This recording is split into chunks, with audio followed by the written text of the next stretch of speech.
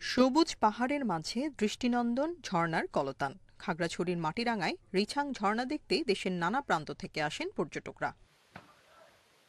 সেখানে যাতায়াতের সড়কটি পাকা করা হয় এবছরের মার্চে, কিন্তু ৪ মাস না পেরোতেই জুলাই মাসে বেশ কয়েকটি স্থানে দেখা দেয় ফাটল ও ধস।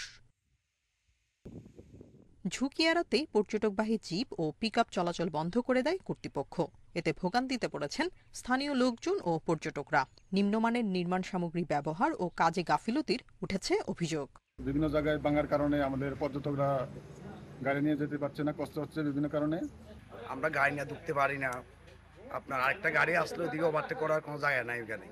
প্রকল্পে বরাদ্দ কম থাকায় টেকসই সড়ক ও গার্ডওয়াল নির্মাণ সম্ভব হয়নি স্বীকার করেন এলজিইডির নির্বাহী প্রকৌশলী।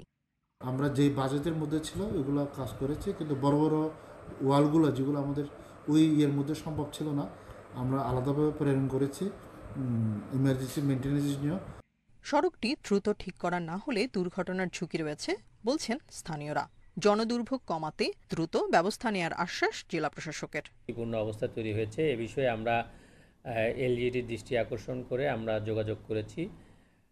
আমরা আশ্বস্ত হয়েছি যে এই বিষয়ে খুব শীঘ্রই কাজ শুরু হবে। এর মাধ্যমে সেই মেরামতগুলো সম্পন্ন হলে আমি মনে করি যে এখন যে যোগাযোগের যে সমস্যা তৈরি হচ্ছে সেটি সমাধান হয়ে যাবে। রিছাং ঝর্ণায় প্রতি বছর বেড়াতে যান অন্তত ৫০,০০০ পর্যটক। এবছর ৫১,৫৬,০০,০০০ টাকা ব্যয়ে ১.৫ কিলোমিটারের বেশি দীর্ঘ সড়ক নির্মাণ করে এলজিইডি।